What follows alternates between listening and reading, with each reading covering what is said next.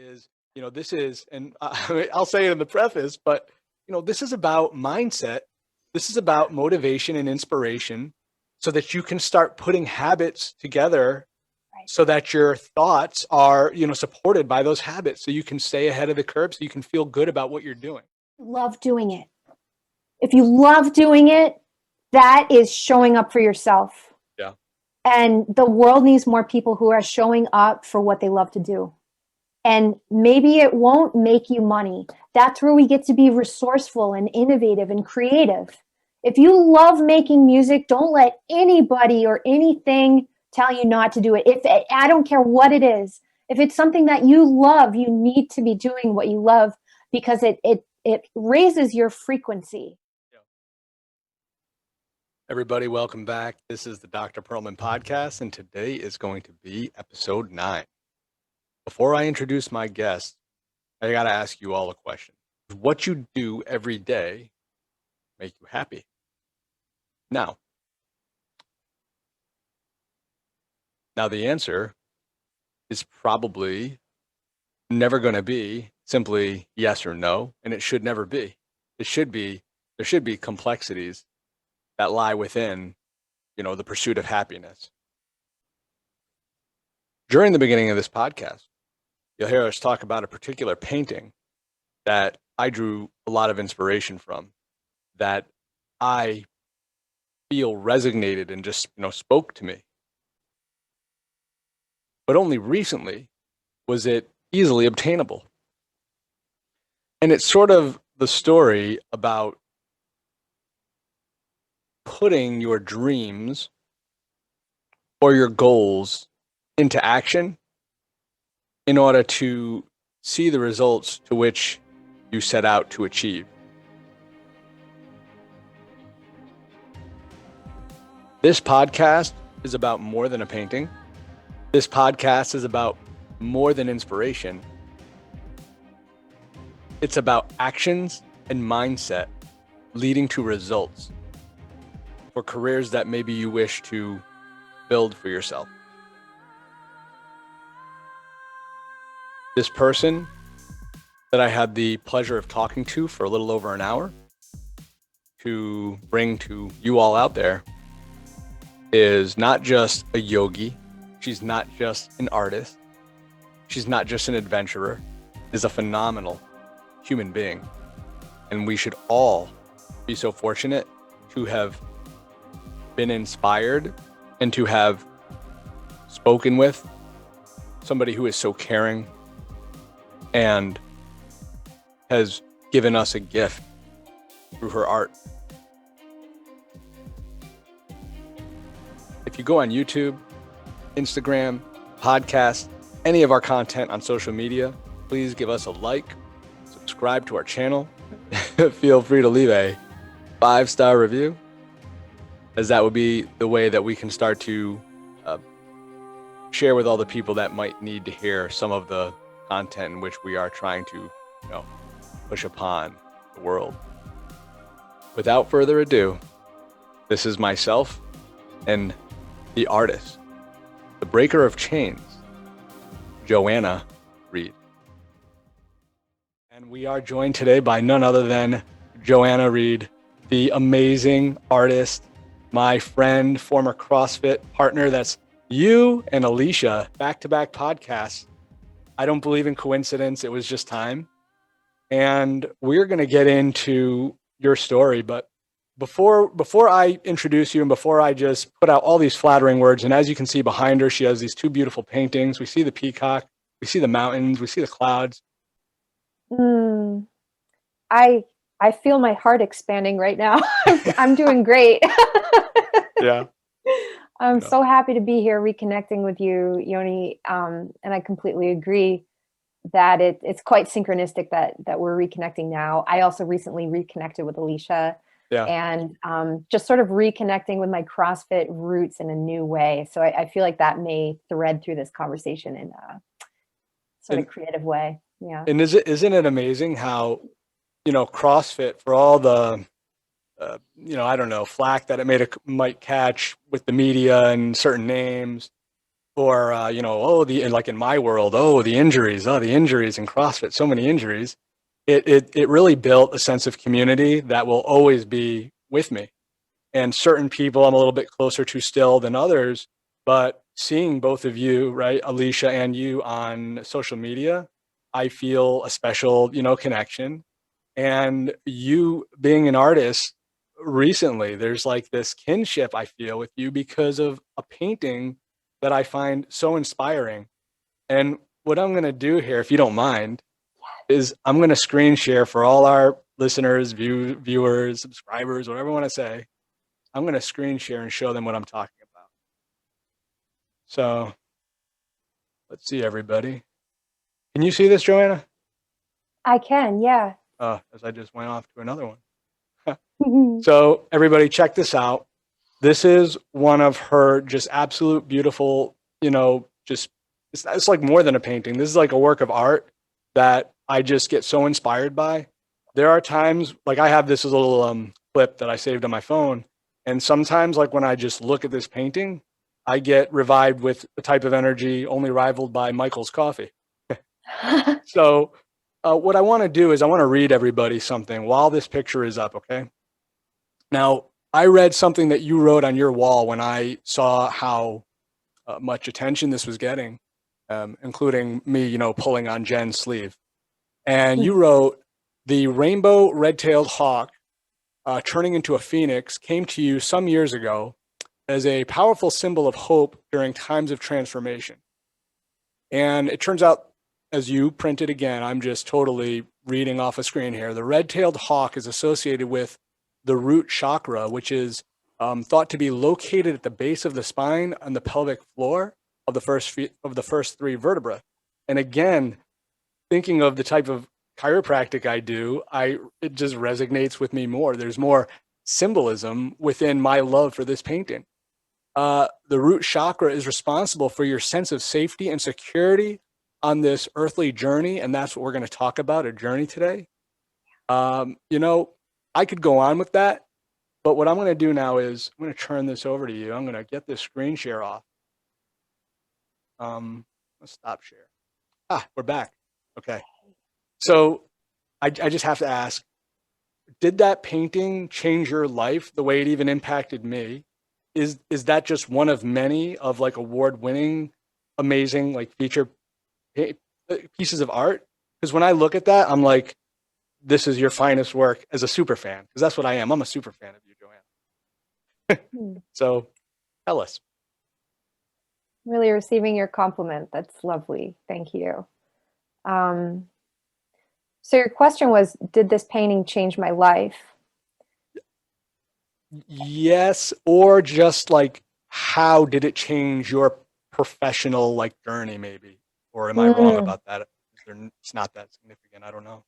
Well, I love your question, Yoni, because there's so many layers here.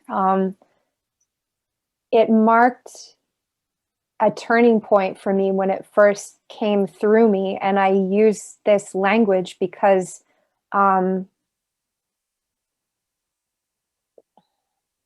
it was something that I received that was from beyond my mind. It was from something greater than myself. And I was sitting under a tree and I was journaling. And as I was journaling, that's one way that I connect with intuition and things like that. And as I was journaling, it just came through like, you need to go home and do this now, and just get it done.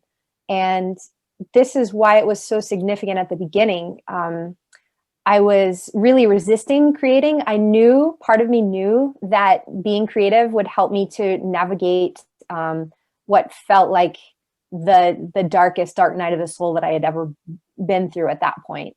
And so I had a lot of resistance around being creative because I was afraid of what would show up, because I was just so in such a dark place.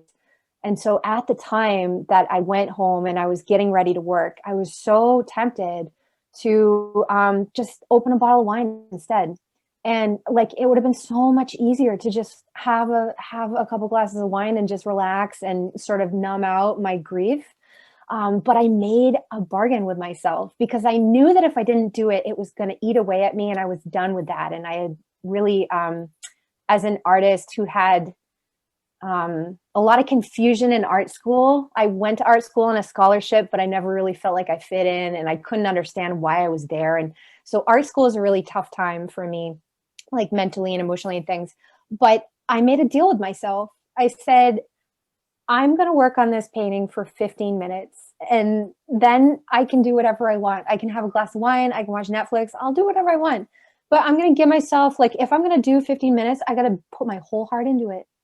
And so then I realized, wow, well, if I'm going to paint for 15 minutes, I want to like have nice clear space. So I get in here, I clear the space.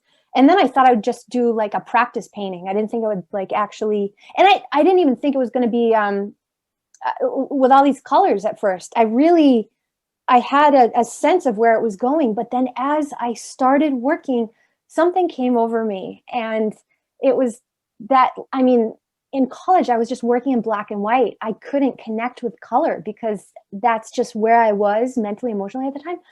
I just started realizing like, oh my God, like I can take risks with color and it might not work. And I have to be okay with that, but I have to have fun with it. And so I felt like the painting was painting itself through me. And it's fascinating because over the years, this particular image has continued to support me on my personal journey. Like I put it on yoga mats, and that paid for a yoga teacher training when I wasn't sure what I would do next. I was doing a pivot. And so that paid for my yoga teacher training, and the sale of the painting paid for another amazing experience. And then someone commissioned another painting, which I could get into, but it's given me so much life and vitality. And this past year, people are finding it on Etsy and have really been resonating with it because we're living this collective mythology now. Like everything is burning. All the old systems, old paradigms, we're seeing the destruction of old ways of being. And we're being asked to like go through that collective mythology.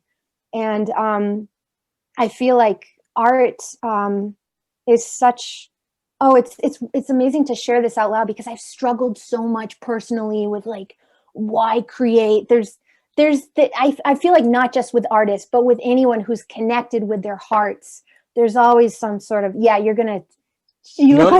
there's two things that stick out. And what I'll do is I almost want to ask, like, what was the dark place? Like, where were you that was so bad, that was so tough?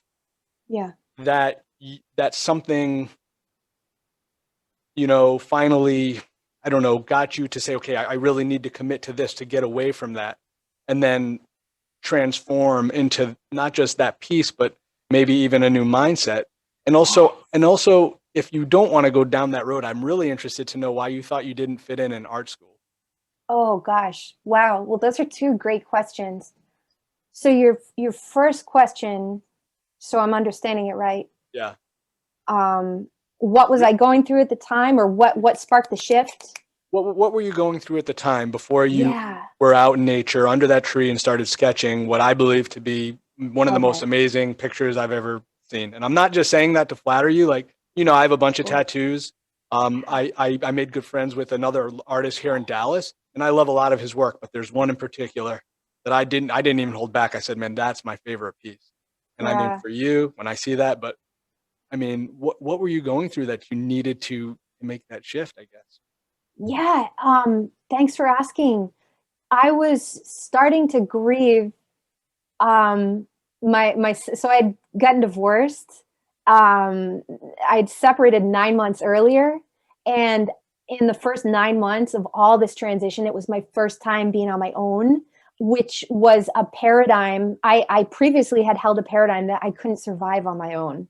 And I wasn't fully aware that this was running on my subconscious, but it was a really big deal for me to be on my own.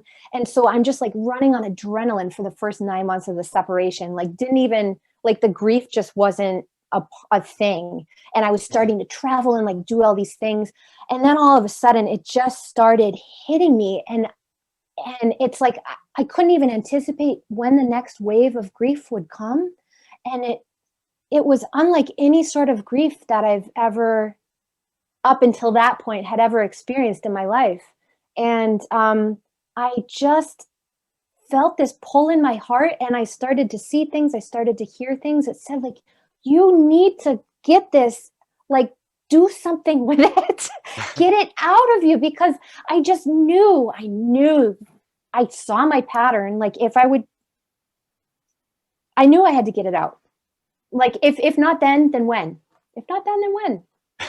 Sure. I mean, it would have been easier to just have a couple glasses of wine and never do it, but I would be resenting myself.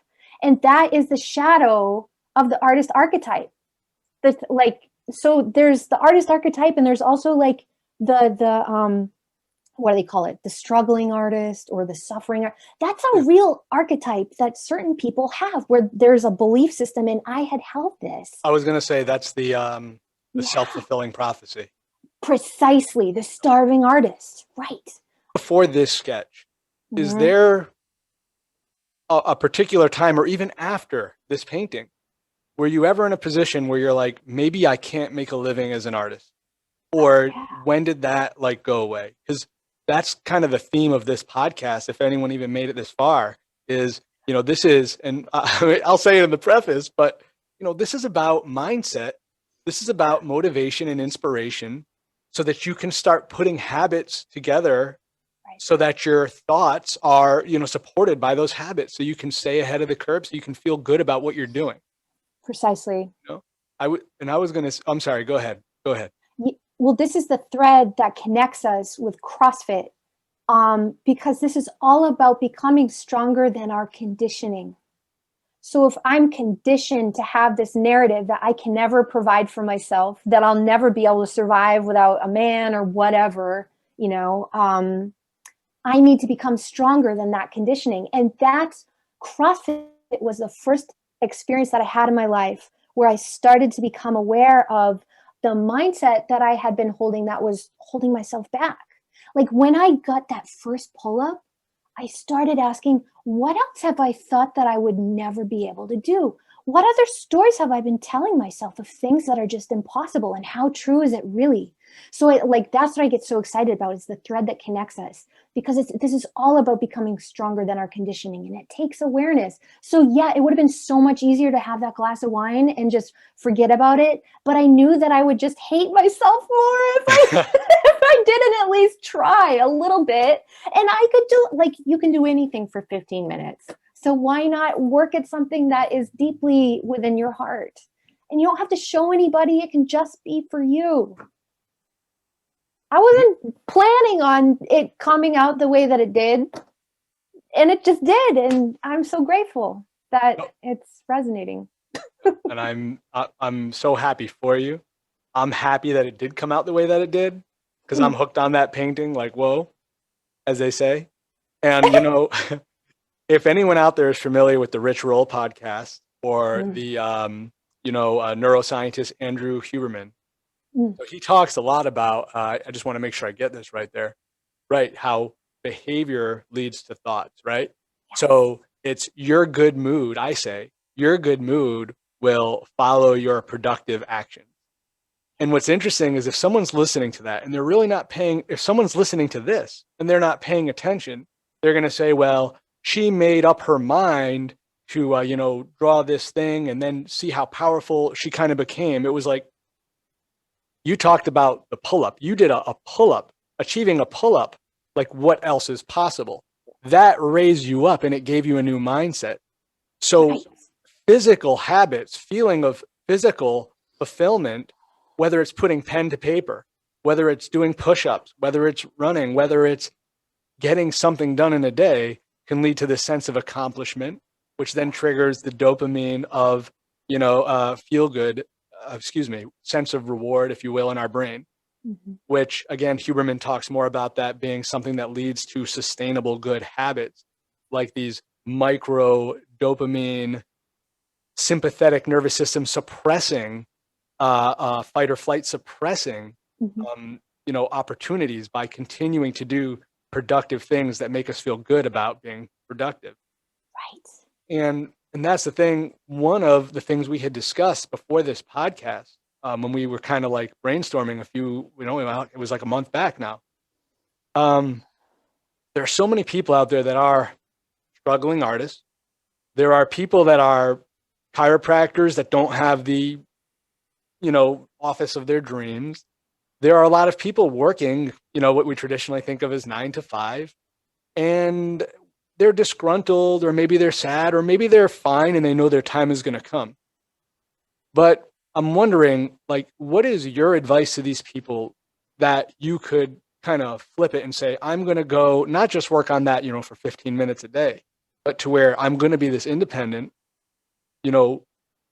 yogi adventurer, and I'm going to make money doing it, and I'm going to be independent, and I'm going to be like the Joanna that I know, that I have a lot of admiration for. Where was that? Help people learn how to think like that, because there's a lot of them stuck in the rut, if you will. Yeah. Well, and I really appreciate how you're reflecting this back. For me, it goes back to starting small and manageable. Because the first thing that we want to look at with habit change, right, is being consistent. So if thoughts are the language of the brain and feelings are the language of the body, and how we think and how we feel create our state of being in the world. And if we're speaking to someone who maybe doesn't feel so satisfied with their state of being, and they want some sort of shift. I mean, I really, and this, again, it goes back to CrossFit. What I loved about what connected us was everything was scalable and manageable. So let's think about the person who is working 80 hours a week just to put food on the table right now. They're probably not going to have an hour to meditate in the morning, right? So start where you are and do what you can. Small shifts. The person that you're connecting with right now, this has been I've been on the mindfulness journey for 16 years, and I'm still discovering so much about myself, and particularly in the last year, just uncovering more of the subconscious narratives that have been driving my behaviors and my actions. And I'm seeing patterns, and I'm looking to learn and looking to readjust. A question that I like to ask before my feet even hit the floor in the morning is, how do I want to experience today? Who do I want to be today? Because by the time we're 35, I get this from Joe Dispenza, by the time we're 35, about 95% of our thoughts are all autopilot, our behaviors rather, are just all on autopilot. We get out of bed, we do the same thing, we check the same thing, look on the WhatsApp or the Instagram or whatever, and we're the same person that we were the day before. And for me, where the shift really started to intensify was I noticed that I was waking up in the morning in a state of fear and anxiety before my feet even hit the floor, because there was so much fear around the uncertainty. And I knew that if I was starting my day in fear and anxiety, then that would increase the cortisol. It would have detrimental effects to my health. And so, of course, I'm thinking a lot more about my physical health and how can I just take care of my body, and how can I manage right now, because the stress and anxiety is really high for a lot of people, right? Yeah. So I wouldn't let my feet touch the floor until I could at least just get myself to a place of neutrality. And I would do this just by breathing and self-parenting, talking to myself. Literally, this is a huge tool that I've been working with the past year. And it's through getting burned so many times that I realized wow, I need to be my own champion. Nobody's going to do it for me. I need to be that person for myself. I need to be the person that I want to spend the rest of my life with. Yeah. Oh my God. There is so much to unpack with the last minute of everything you just said. Yeah. I mean, there's hours of content within each sentence. Yeah. And one of the things that sticks out to me that I think really needs to be discussed, so we're going to discuss it, is waking up in fear, waking up with anxiety. And the people that are listening to this, the relatable thing should be that it's not waking up in fear a clown is standing over your bed. Right. No, this is real life, oh, I got to check my social media feed because it's ingrained into my brain as if I need to. Or I have emails, business things to attend to. Or if I'm working for somebody, my boss and his expectations for me of that day. If you have Mhm. kids, their schedule, their food, their mommy, daddy. I mean, I don't know what it's like to be a father, but I have so many patients that have children, and I know how challenging it is. It's actually one of the reasons I did the podcast with Alicia, is to talk to somebody who's just like this super mom and has so much. She's so charismatic and so energetic and so happy, being a mother. And not to get off track, off track from what the point I was trying to make, right? So Joe Dispenza, again, because you turned me on to him, and I listened to his Aubrey, I'm going to butcher the last name, but that podcast, right? And he talked about when you are, in the present is when you are the most creative. And I think of that like in the present is when you're the most productive. And you and Alicia talked about making these like micro changes, micro shifts, doing the small thing, even if all you have is 10 minutes for that small thing. So whether it's breathing, be able to calm down, whether it's writing something down so that the next day it can be like a part of your schedule rather than something extra you didn't have to, or became something that you didn't have time for. And sort of one of the little pieces of success that I've had recently, not to steal the show, there's so much we're going to discuss, Joanna, is for me, the busier I've been in practice, the less I've been able to make the videos I love putting on social media, which is my primary type of marketing, is YouTube. And the more busy I have become, the less I have had time to be able to make these videos. That creates an anxiety in me because I'm not going to be as busy because the algorithm, the way YouTube reads that, the way the views come in.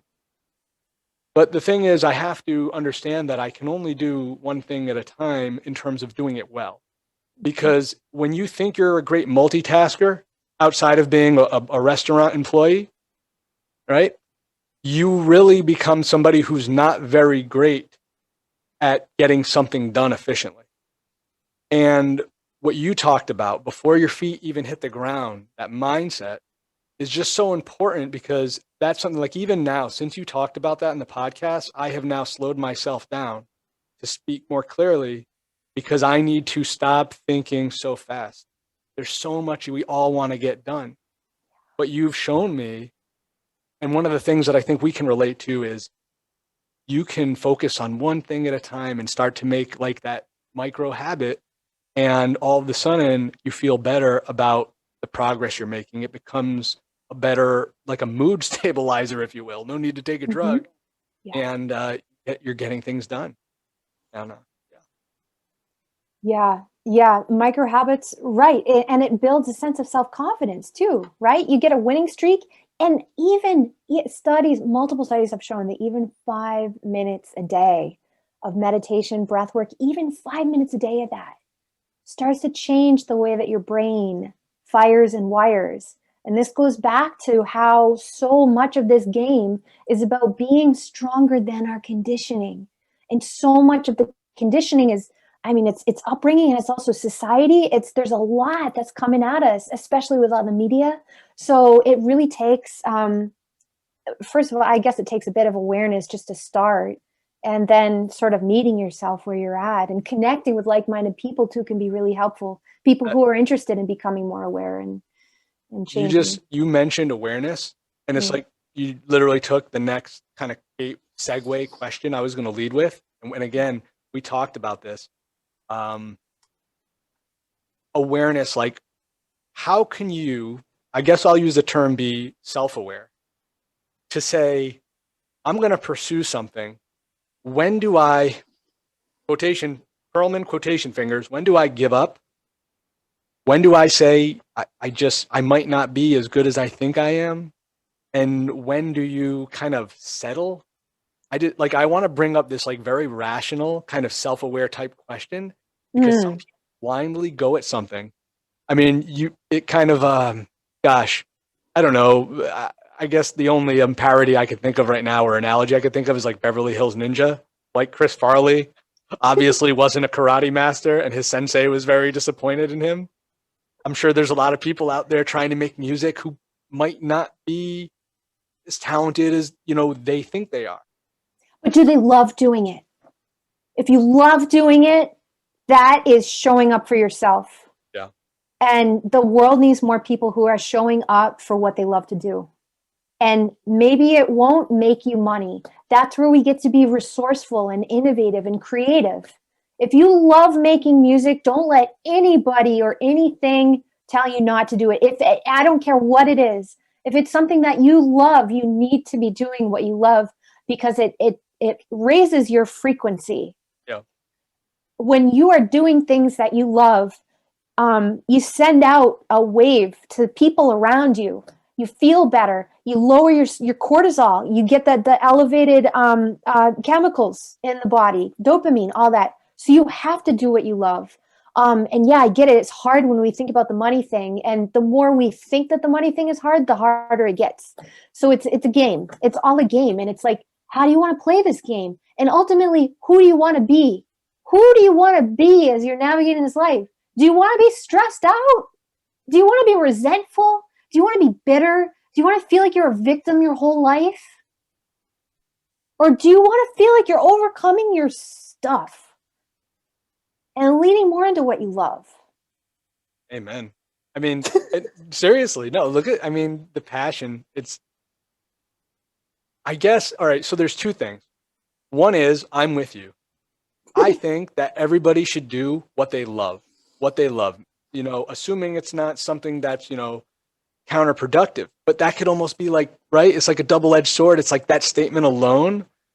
What if someone's leading a life of doing, and we're not talking about drug abuse. We're not talking about infidelity. We're not talking about, things that are like addictions, like alcohol. We're talking about doing what you love when it comes to something that's productive and raising up your community, being a productive member of society, oftentimes doing what we love that is to serve on some level, because we are hardwired, whether we all know it or not, as human beings, as this species of animal. We want to be part of a tribe, we want to be part of a community, and we want to raise up the next person, our fellow other human being. And anybody who is not doing that is probably on a level a narcissist. They're probably amoral. They probably lack the typical higher order thinking that people like you and I have. And the thing is, there are some people out there that are so passionate, and they might actually have some neurochemical like imbalance that will almost lead them down the road of, I'm doing this, I love it, I'm the best at it, I'm never going to stop doing it. But what if they hit a wall? Like what? Not a wall. What if there's like a true shortcoming? It's almost like, and I hate to even ask that again, because you already gave me your answer. I'm almost being like devil's advocate. Is there, like, I guess you could always do what you love, but then have to, find a way to make money, like on the side or something. Something becomes a side hustle for some people. Like, when is it that you might say, like, I have to settle, like I have to work for somebody? It's like elaborate, Yeah. because now I've been going on and I'm rambling too much. Sure. There's a lot in what you said, so I want to make sure that I speak to it all. I think arching over all of this is we need to take a step back and consider how we as individuals define and measure success. And what I think is success may not actually be what success is really to me. So for example, I may have an arbitrary number of a salary, like once I hit this number, then I'll be satisfied, or then I'll know that I've made it. When in actuality, if I actually put out the numbers and list out all the dream experiences and ways that I would love to give and serve and just experience this life on earth, it may actually be very different. That's just one example. And I think it's a journey too. It's it's really a journey of self-discovery in all of this, because success is measured by, this is coming from Carl Paoli through the CrossFit world, actually, and he often says success is measured by feeling. Success is measured by feeling. So how is it? And I love that, because so much of my life has been up in my head with my logical mind trying to make sense of things. The brain negativity bias is just doing its job. But for so long, I was so disconnected from how I actually felt about things. And I was also very disconnected from my intuition. So what I really loved, I couldn't identify. And things that were intuitive hits, like that gut feeling, or like the tightness in the throat, I was just so disembodied at one point in my life. So it's like, how can we kind of create little moments to just slow down the breathing, check in with our bodies. How are we doing in this moment? What's needed in this moment? It's really easy to get overwhelmed. It's really easy to get overwhelmed. And then to go further with this, I just realized something, and you answered my question in such a beautiful way, whether you know it or not, in terms of, when and how do you know? If you follow your passion, trying to fulfill, as they say in The Alchemist, which is also so like weird because alchemy, magic, yet chemist, like science. yeah, Fulfill your legend. And I always never like the term like follow your dreams. I like fulfill your legend, because a dream to me implies something that is not real. Yet, like when you set out to fulfill your legend, it's like, that's what you were put on this earth to do. yeah, And you elaborating on my question, which was kind of being like, well, devil's advocate. I think the key there, it just hit me, it spoke to me. If you stick to doing what you love and you put yourself out there the way you did, the way I did, right? The way a lot of people have, but some people don't. They're scared. They have insecurities.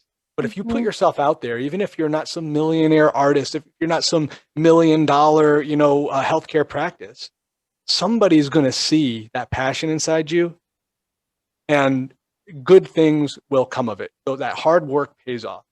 And I know that to be true, because, the people who end up probably settling and they're disgruntled and they're never happy. Well, obviously they're not happy because they're not doing what they love, as you alluded to.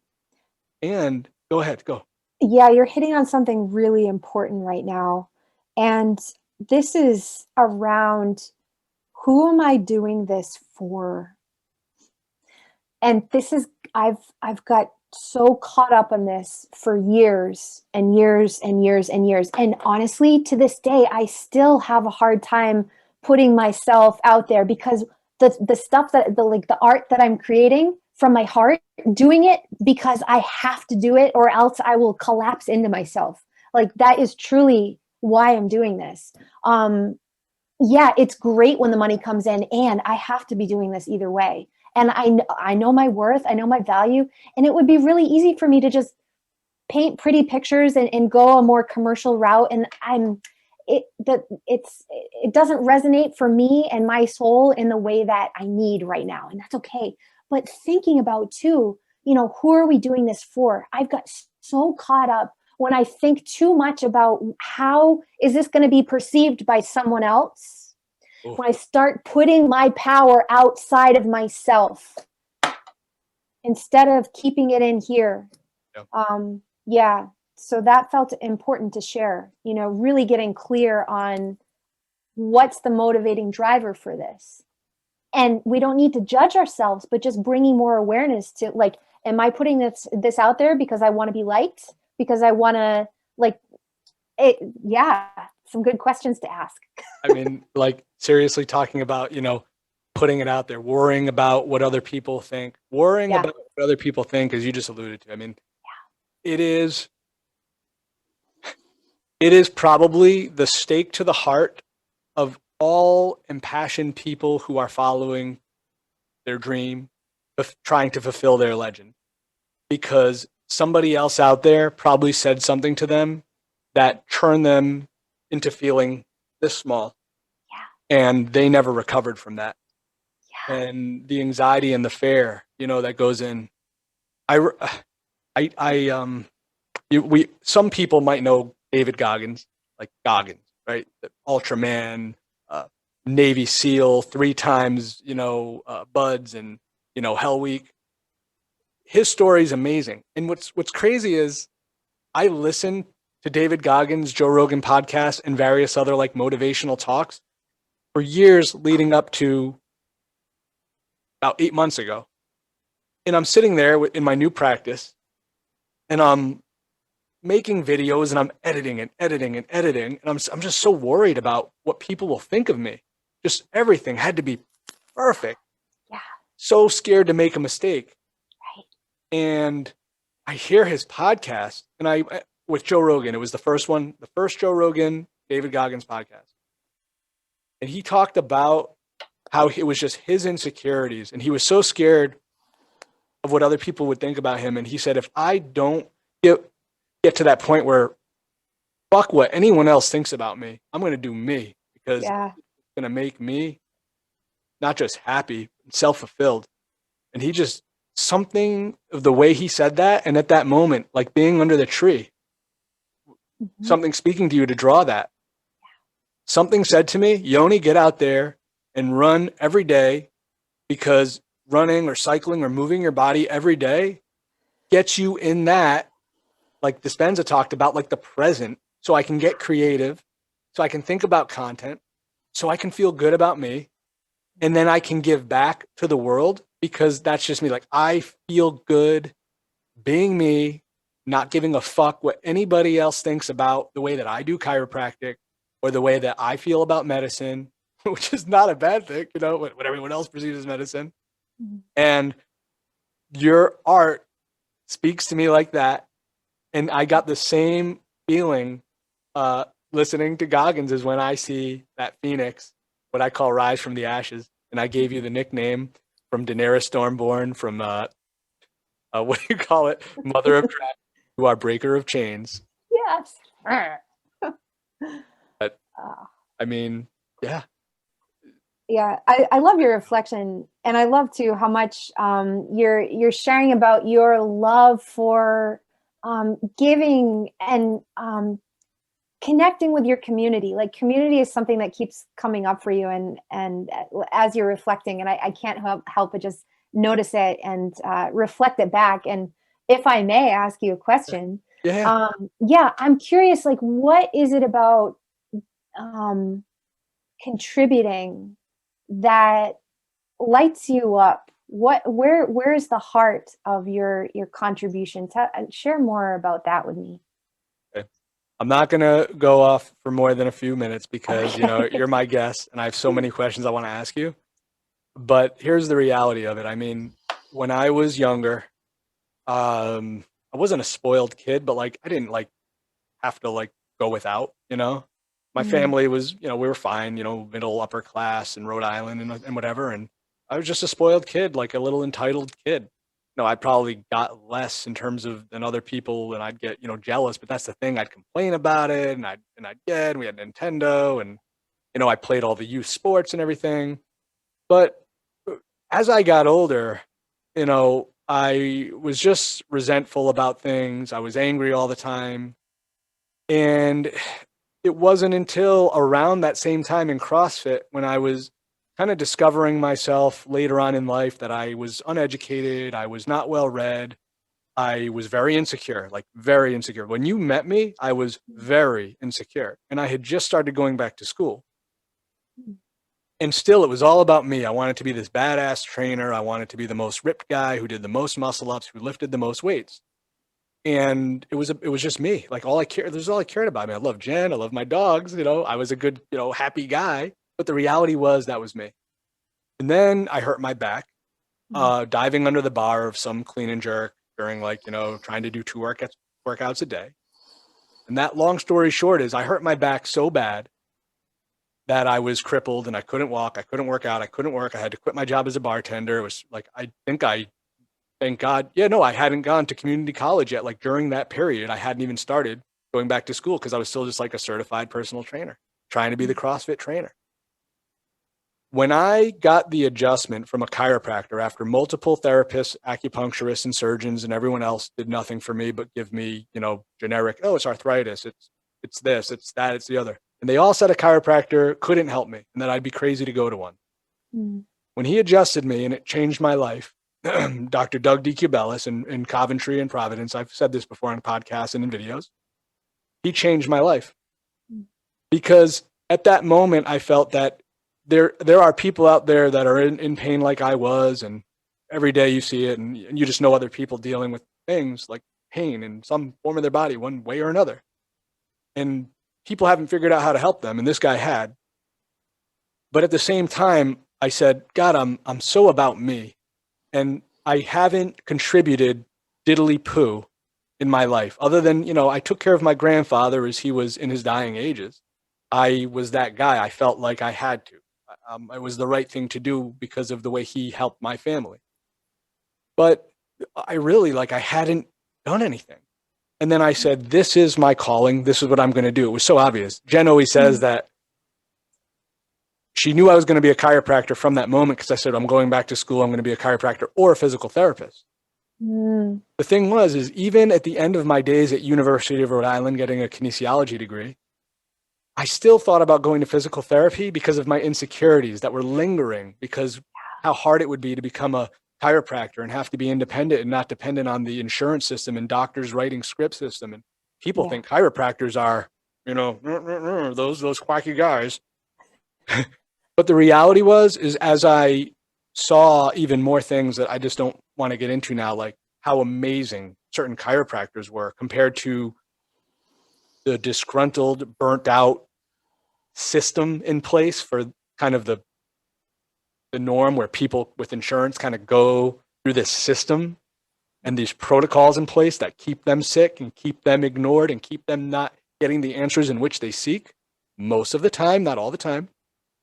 And I said, I'm going to give back to my community at every single step of the way when I'm put in that position. The minute I graduated from chiropractic school in Texas, I had my clinic picked out, the space I'm sitting in now.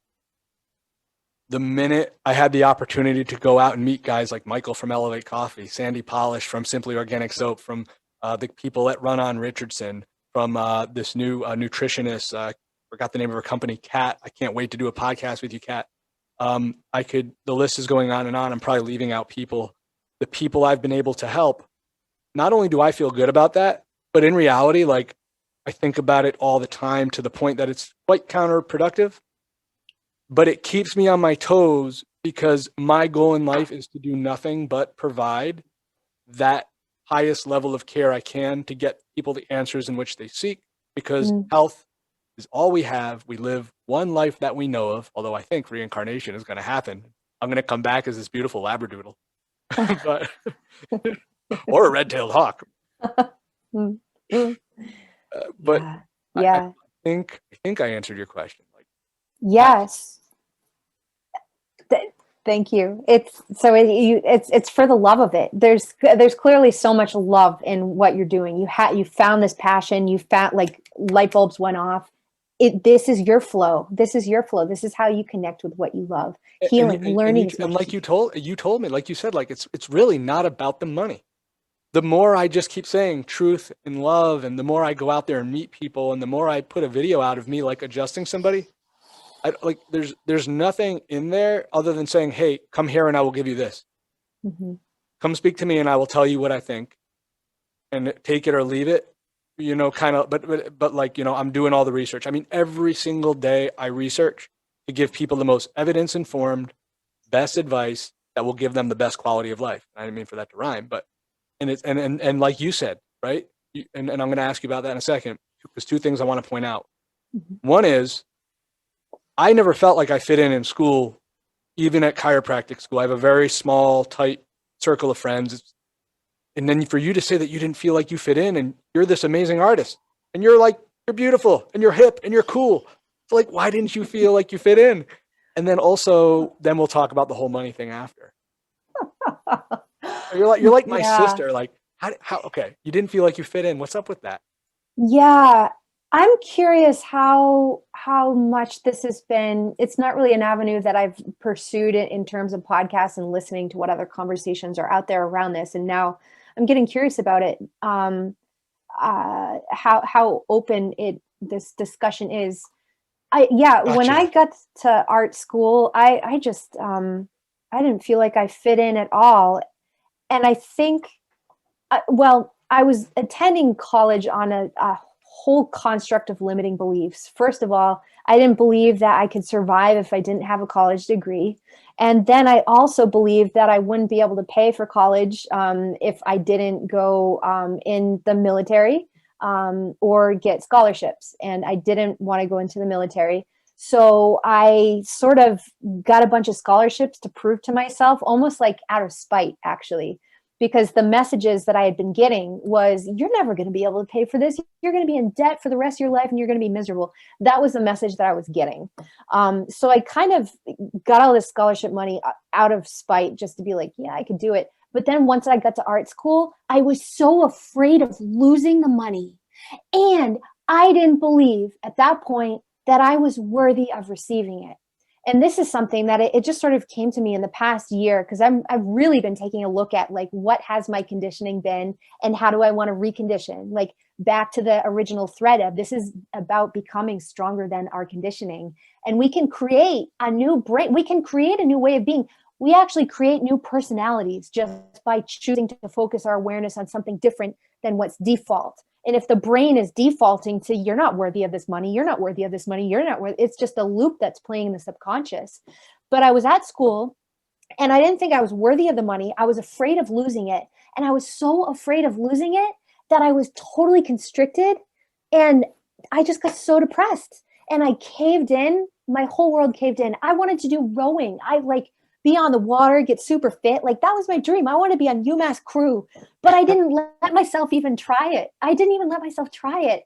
And there were all these things that I just didn't let myself explore because I was so afraid of losing the money. And I didn't believe that I was worthy of the money to begin with. And then the art school thing, the art that was coming out of me at the time was reflecting how afraid I was and how unworthy I felt. So I'm looking at this art that's coming out of me and hating myself even more.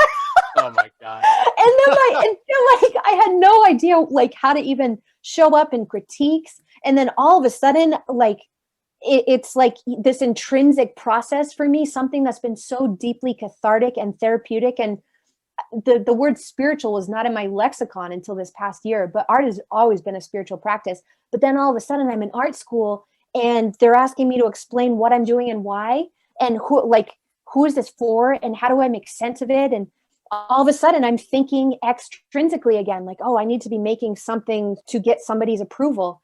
And I just caved in and collapsed. It was a dark time. It was a dark time. Isn't it sick how like school is just created? Hey, it's a financial, money grab. We are the product. It's terrible, but like it's a rite of passage. I mean, you just gotta. That was the paradigm. So much poo to get the degree or the paper that you need to be in a position sometimes, I guess. Right. That's the story that I held at that time. And I love opportunities to connect with young people, just to plant the seed that there are other ways to do this. And you can actually focus on what gives meaning to you. And you can connect with something called intuition. At this point, I was completely cut off from my intuition, by the way. And I feel like the more constricted I got, the more disembodied I became.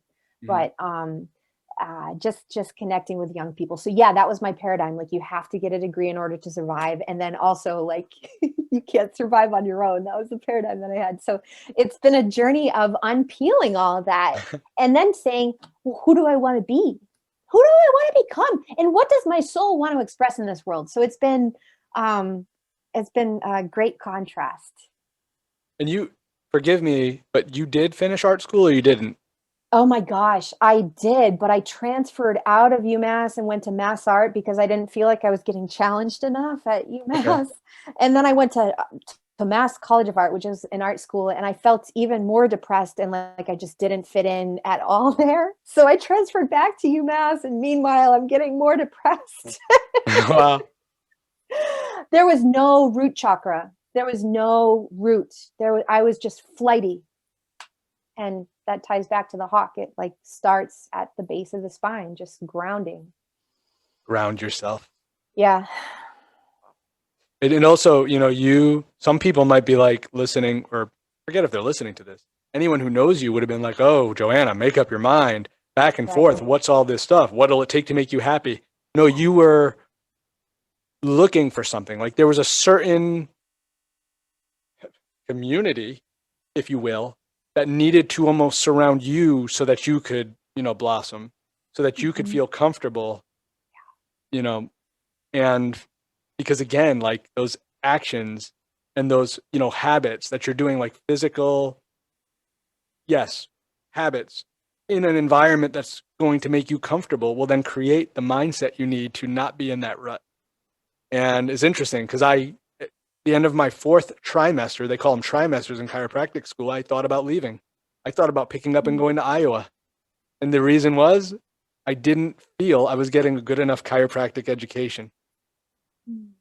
And that's not something for this podcast, but I was going to, like, the base sciences, like the secular studies, if you will, of what the medical doctors, the orthopedic doctors, the dentists, and we study, right? Physical therapists too. That education was fine. But I wasn't being challenged or taught enough of what I wanted. And I was getting ready to go to Iowa, but I had already taken my first boards and it went fine. And Jen was doing so well with work and we were already making, a few friends, and we had friends here. And I said, oh man, but thank God I had a good, just small group of, friends that we worked on some of those things I thought we were missing. And it ended up being okay. I mean, there were days that I was very angry and very lonely, and I'm sure you could relate. And Yeah. a lot of what you were talking about. But and it all worked out. Yeah. The other thing too for me is it was my perception of the experience. And I was looking outside of myself for that satisfaction. And again, giving my power away. I could have got a fine education. There were incredible professors at UMass that I just didn't take advantage of. I could have totally applied myself. I was just in such a dark space that I didn't have my wits about me. And really what would have been the best thing would be just to take a time out and just take a step back from everything and let myself breathe. And that's actually what happened. I found yoga in 2005. I was a junior in college, and it was that first time in my life that I ever stopped at all and started breathing. And it was very intensive practice that I was drawn to, and I ended up getting addicted to it. And it served its purpose for a while, and it's transformed. And I have transformed many iterations, but for me, I could have made so much more of that opportunity. It was just my perception was skewed in such a way that I was looking like, I can never be happy. Once I get this, then I'll be happy. Once I get this, then I'll be happy. I was so dissatisfied with myself. And that's what the world was reflecting back to me, because it was all up in here. Is that making sense? It does. And I was going to say, you said you could have done more with yoga, or you could have taken that farther or something. I mean, I meant just with applying myself in school. okay. About school. Yeah. But I was actually on the fence of going to a particular yoga school right after I graduated, and then I decided to get married instead. Now, when people think of yoga, they probably think spandex, mats, and lots of stretching. Mm-hmm. I personally don't know much, but I do like, Sadhguru? Satguru? Yes. Yeah, you said that right. I always say Sadhguru said. But you know what I'm talking about? Sadhguru? I'm not sure, actually. Big white-bearded yogi who's like all over the internet. Okay. But I love listening to him speak. He always comes out with a lot of different, he has this wonderful sense of humor.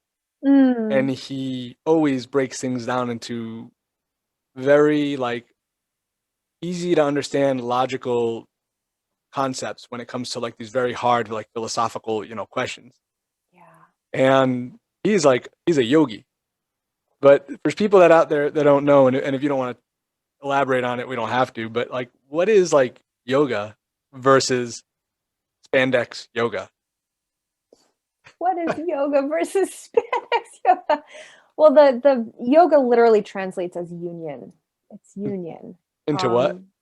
It's union. Union. Right? It's a union of body and mind, union of soul with higher self, which isn't something that one might hear walking into a studio. And there are many different ways that yoga is being presented in the West. And it has a very rich and diverse background as well, coming from Eastern practices. So there are very, there's a vast breadth and depth.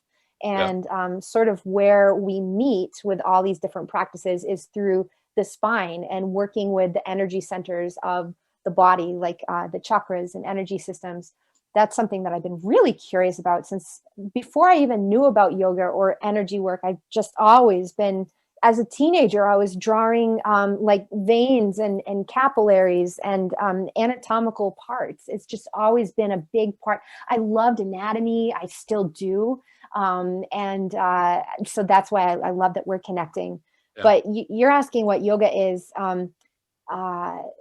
There's so much union of breath with body too. Breath is really the gateway between body and mind. Mm-hmm. There's so many different aspects to what this is all about. One thing that I really do love about yoga, particularly if someone is new to mindfulness, new to working with their breath, new to experiencing their body, right? We talked about how we're so much up here. What I love so much about a yoga asana. So asana is the actual physical practice of yoga, but there's actually 8 limbs of yoga, and asana is the third one. So as the yogis teach, and this is where we've really strayed, and it's all about the physical body stuff, but there's a huge world out there. But as it's taught, you work on ethics first. And then once you have the ethics down, they're called yamas and niyamas.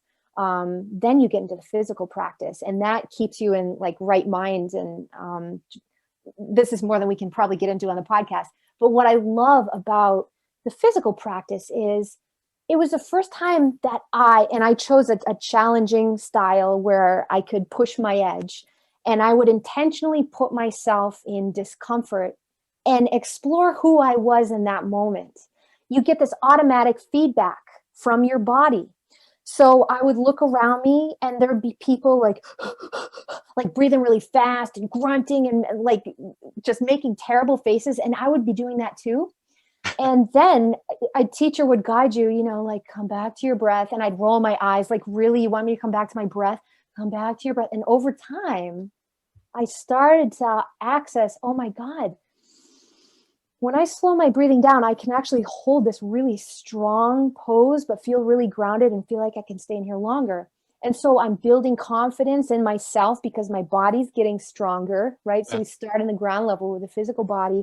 And then we start to observe, this has been my experience, I would start to observe how I would react to a stressful situation on the mat. Stressor being just going a little bit past your edge and exploring what's showing up.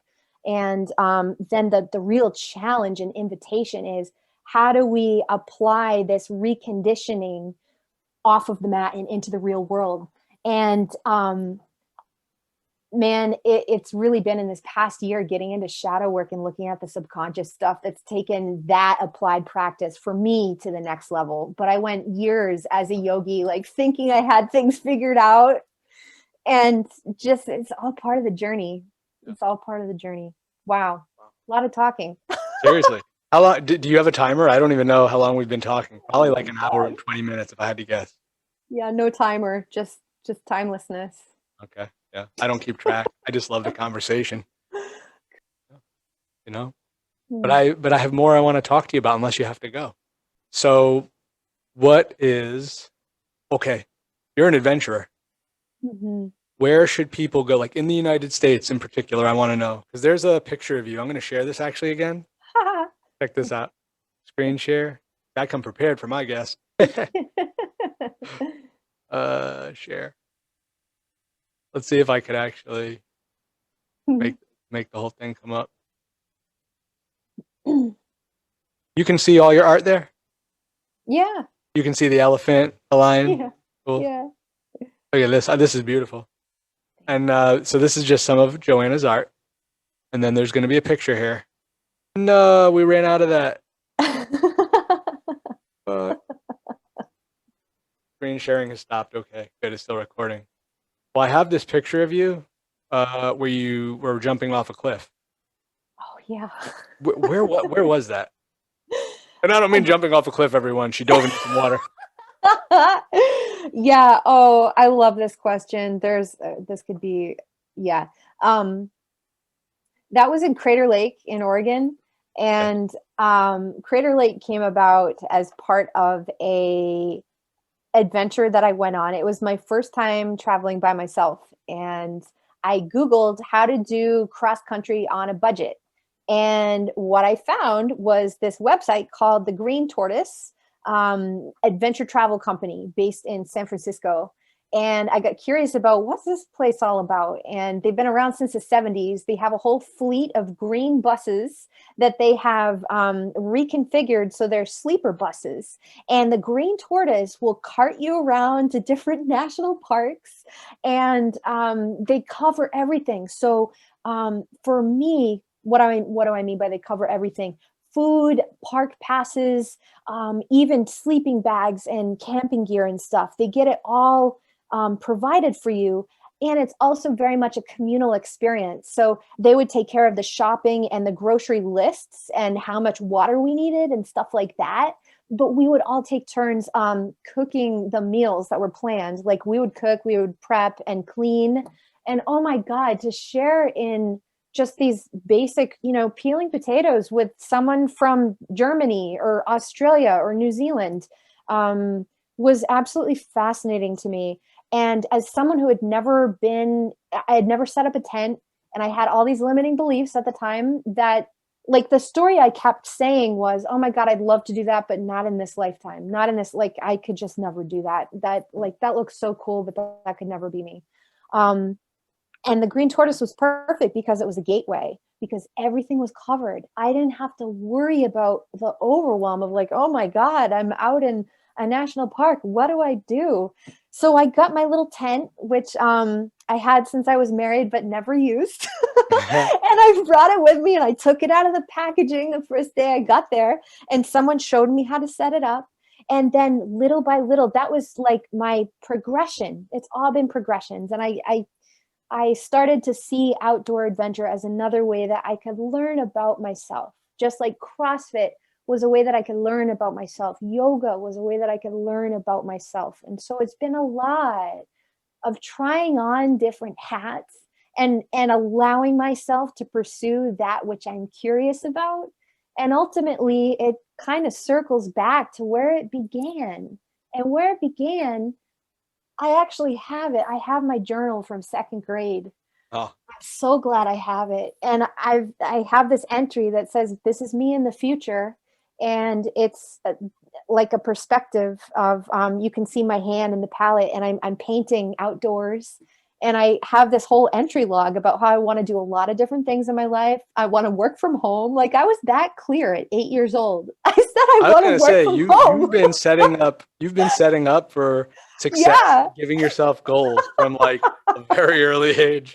Yeah, totally. And so, like, yeah, I mentioned all these things that I want to do, and then I said, the thing that I want to do most is what I'm going to illustrate, because I don't have enough space to illustrate it all. And what I want to do most is painting. And truly for me, Yoni, it's been about finding peace within the part of me that has always wanted to create. And really where I got stuck for so long was I just rejected this part of myself, unawarely so, but there was a subconscious rejection of that love. I wasn't allowing myself to fully pour my heart into what I love the most. And I'd seek it externally. I'd seek that power and that love outside of myself. And then it would just show up as the same patterns again and again. Even as a yogi, doing all this love and light stuff, I was still having issues in relationships, and the same things started to happen. And when things start to repeat themselves, you got to hold up a mirror. You got to hold up a freaking mirror. And that's what I did. It was really hard for me, but I'm so glad I did, because it really pointed me back towards, okay, I got to spend some time with this little girl inside, and she just wants to paint. So I'm going to show up for you, and you can trust me.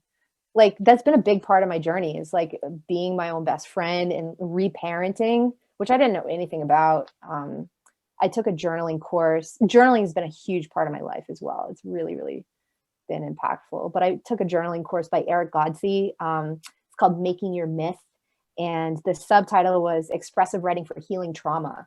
And I did that in March. And that's when I learned about internal family systems and how we don't just have an inner critic. There are actually different aspects of the inner critic. And so learning about all of these different inner parts and how I can bring them all back home, find some peace within. Oh my God, it's been amazing.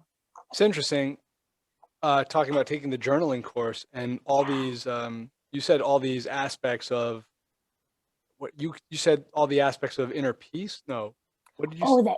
The inner critic. The inner critic. Okay. Yeah. So you mentioned all the aspects of the inner critic. Now, I'm very skeptical to a fault. It's my biggest downfall, that I can openly say to everybody, out there. They're all going to hear this. I'm very pessimistic, and I'm skeptical of other people that I think are trying to take advantage of me. And the thing is, you bringing that up, because just speaking to you about that and me reflecting back on some various stages of my life, being around people that you think are, trying to take advantage, are actually just the things you need to hear to find out things about yourself, to open up, to create a more open-minded, sense of thinking that can lead to self-healing, which then you can continue to pursue your passion. And you just saying that is, I needed to hear that, There's always something to learn, especially, and I would get so jealous too. I would get so jealous. And then once I learned that, jealousy is again, it's a mirror. Anything that we experience, it's a mirror that we can learn from. So if I was jealous of somebody, it meant that they had something that I didn't think that I could have. Right? Or that I didn't feel like I was ever worthy of getting or something. So taking that as information, and man, it's hard. It's not easy work to look at those shadows, but man, it just changes everything. It really does. Yeah. Always something to learn. Now I'm thinking you're Joanna Read. You went into the wild and you didn't die of poisonous berries. No, but I did. I saw his bus. I went to Alaska on a Kickstarter. My art paid for. Yeah, it was great. It's great. It's really happy. A Kickstarter? Wait, not a moped. Talking about a piece of art you sold? Oh yeah, I did an art Kickstarter. I didn't. That would have been cool. I was I could see you be yeah. I hit my stick again. Yeah. And I drove to Alaska. Oh God, that has been a dream at one point. Maybe that'll. I just picture Jim Carrey and I think Daniels and Dumb and Dumber riding around on each other, stuck in the frozen. Oh no, but in the United States, if you had to tell, if people are I want to travel, I want to go somewhere, where are they going? Where is Joanna going to tell them? Where should we experience? Oh, you got to go inside. You got to go here and check in. Where you want to go that brings you alive may be very different than where I want to go. So, that's why you're a guest on the podcast. Who else would have said that? Even I would have been I know she's going to say Oregon in the mountains because that's where I want to go. And we're so alike. No, forget going to Vancouver and Oregon where it all meets up there at the highest peak. Right. Nope. Seriously though, just taking some time to see because so much of my life I was just living for other people, living what I thought I was supposed to do, but not checking in with what I actually wanted. And and that, it takes some time. And it's just like we can build that core in CrossFit. I'm doing we never do these. What are these curls? By some Curls for the girls. Yeah, curls for the girls. But it's the same thing. We can build this muscle. We can build this muscle of connecting with our hearts and our intuition and that which brings us alive. And I just wanted, if I can speak to this quickly. Please. I work a lot with people who say like, well, I just don't really know what brings me alive. I don't know what brings me joy. And I don't really know what I love to do. And then they start to internalize it and beat themselves up about it. Like there's something wrong with them. And I just wanted to speak to that because I realize you're seeing this person here that's really jubilant, and it hasn't always been this way. It hasn't always been this way. It's taken work, and it's taken a lot of just trying things out. And it's really good information to try something to know that, you don't really like it so much. So I want to just offer the invitation to let go of like needing to do anything perfectly. And often we get blocked as kids around the things that we love to do, either a teacher or a parental figure or someone in our life, and maybe of no intention by their own, but maybe it's something really traumatizing. But there's often stuff that happens that blocks us down from the things that we love to do. Like the child who loved to sing and then someone shut them up, never sang again, right? All this stuff. So I work with people on sort of uncovering and removing those blocks, it's beautiful. And it just starts with doing small little things. Like, do you like eating raspberries? Spend the $4.50 and get the organic raspberries because they bring you joy. I know it sounds silly, but the more you start to look for things that bring you joy, the more you'll get that. And it just sort of like, it doesn't need to be like this big. I mean, it's incredible. Like literally you saying that, I thought back to, I think 7th or 8th grade when my teacher told me that she couldn't help me with math because I was too far behind. And I threw the book in the trash can and walked out and was like so angry. And I think of how long it took for me to prove her fucking wrong. Yeah. You talked about, I mean, I see it, I've experienced it, I've lived it. Oh no, I don't want to get that. That's too much money. We're not talking about hundreds of dollars, literally. The difference between $2.50 raspberries, but $4.50 amazing raspberries that are better for you, that you might just bite into and give you a sense of satisfaction that will lead you to a thought that creates passion, that creates creativity. Yeah. And an expression of who you are. Yeah. That's it. I'm the same way. I mean, the raspberries too. I'm like, oh my God, why would I spend this money? But when I do, I'm like, oh, this is so nice. Yeah. It's like, hey, you need to live on raspberries. Let's talk about intermittent fasting for another time. Oh God. Let me tell you, man. I mean, I think that is definitely a podcast worth of wherever we are right now. It's probably a good place to stop, because this has been enlightening would be an understatement. So what I want to know is, where can the people that are listening to this, when people view this, and everybody, you better share this podcast. How can people get in touch with you to get, like, because you even said there are so many young people out there, they need to know what you've been through. They need that type of positive reinforcement. Yeah. Right. Yes, absolutely. I've been getting goosebumps this whole conversation, but my website is joannaread.com, READ. So people can find me there. I'm also Joanna E. Read on Instagram, not to be confused with Kermit E. Frog.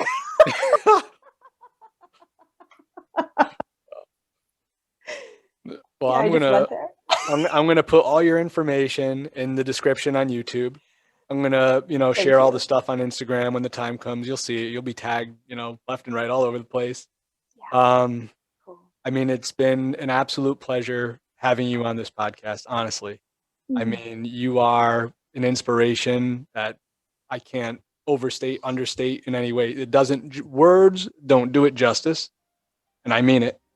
And I just can't wait until that anatomy picture there and that nervous system picture there are on a different wall. And I have your red-tailed hawk phoenix in a frame behind me over here, so that every day that people that walk into my office can feel what I feel when I see it. Mm. And it's such an honor to hear this reflected back from you sitting in your chiropractic office, going back to the day when we first met. I feel very honored to be sharing in this experience with you, Yoni. And I see so much heart in you, and you've really worked really hard at your mindset too. And just navigating transitions and all of that. You've been following your heart, and that's what connects us, is where we've been following our hearts. And it's not a linear path. It's never a linear path. Don't let anyone tell you that it is. Or you might want to choose a linear path, but it's very boring. Oh, don't get me started, man. Yeah. We got another hour. All right.